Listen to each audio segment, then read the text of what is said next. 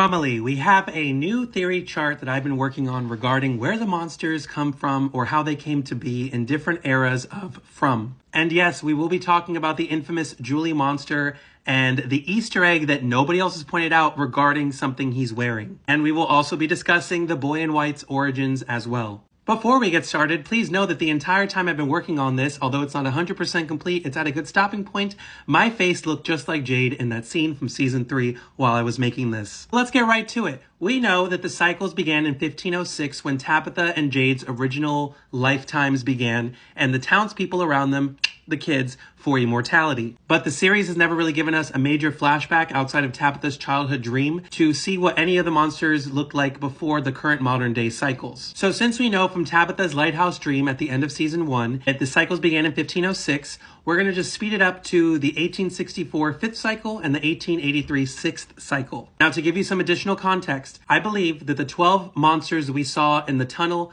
at the end of season 3 that were watching Smiley be reborn, excluding the Julie monster who was there, were all the original townspeople that once lived with Tabitha and Jade in 1506, that their kids for immortality. I think that those 12 monsters choose what they want to be reborn as every time they are reborn, but Smiley knows that he's rather menacing, so he decided to stay Smiley from the 1960s. And while it's presumable that these 12 main monsters were the original monsters that can take the shapes and form of any townspeople once the cycle is ended, it is also very clear that there are so many other monsters that we don't get to see too often, especially monsters of other eras and ethnicities that we've only seen once or twice in the show outside of the 12 main monsters. And if you do the math, and there are 12 original monsters, including the other two parents that were Tabitha and Jade, then that's about 14 people that were all couples that had 7 children. Hence, the 7 Ankui kids. Let's talk about Sarah for a second. Sarah almost Ethan in season 1 because they told her that that would set everyone free. And from my previous theory videos, you guys know that I have said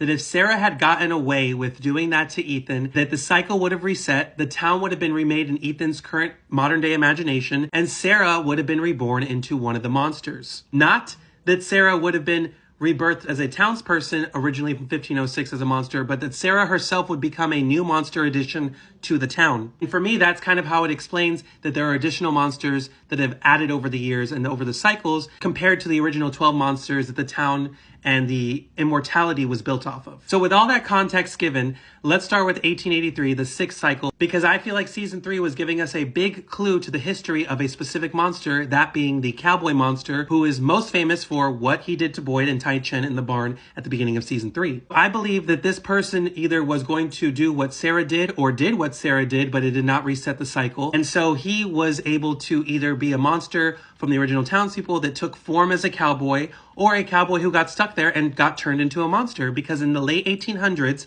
cowboy culture became prominent in Northeast America as livestock cattle management was needed more in the Northeast than in the Midwest. And that's because at the time, the Midwest had a lot of railroad development, so they didn't need as many cowboys herding cattle. And we know that the town and From itself has a big tie to Camden, Maine, which is in Northeast America. What makes me believe this theme is that the cowboy monster is clearly the one that came up with the idea to release the cattle, to have Boyd and the townspeople reherd them back into the barn, because he was kind of the leader that night when they took Tai Chen. Now let's talk about the Boy in White's origins, because we know that the cowboy monster now came to be in the 1880s. That cycle ended in 1931, as we saw on the lighthouse in Tabitha's dream.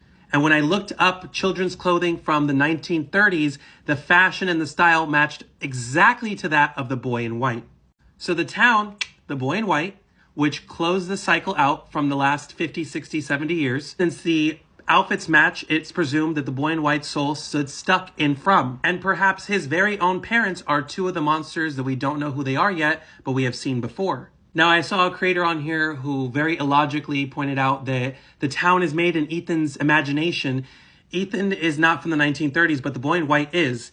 And it would make sense that Victor's timeline and the current cycle is modeled after things in the 1930s, like the diner, which probably came to be the same week or day that the Boy in White was by the townspeople, the way Sarah almost did to Ethan, that restarted the cycle in the Boy in White's imagination. So the whole town looks like what the Boy in White remembers before he got stuck in Fromville. And this is when this 7th cycle begins.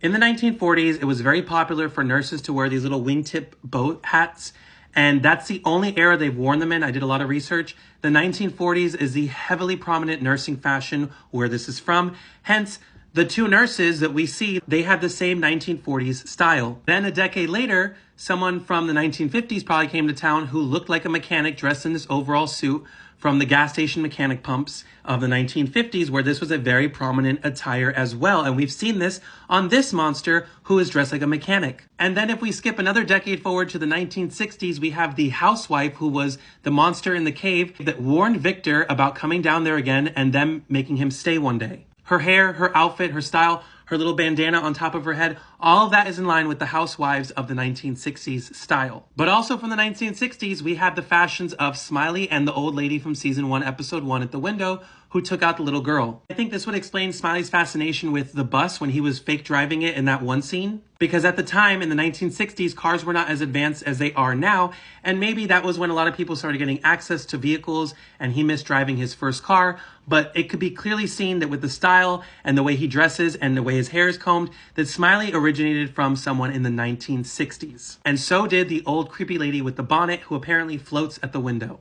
Now, if you made it this far, I really appreciate it because this is the most interesting thing I found while I was making this chart that nobody online has ever pointed out that I have seen. We know that the Julie Monster has some mystery around him. We know that he hasn't shown up since season 1, but he was in the cave when Smiley was reborn. But if you raise the brightness up on a screenshot of him, you will see that he's wearing a varsity cardigan with the letter J on it. Where have we seen a varsity something with the letter J on it before? The cheerleader monster sleeping in the caves. So could it be that these were two high schoolers that got stuck in the town, and maybe they were brother and sister, who knows?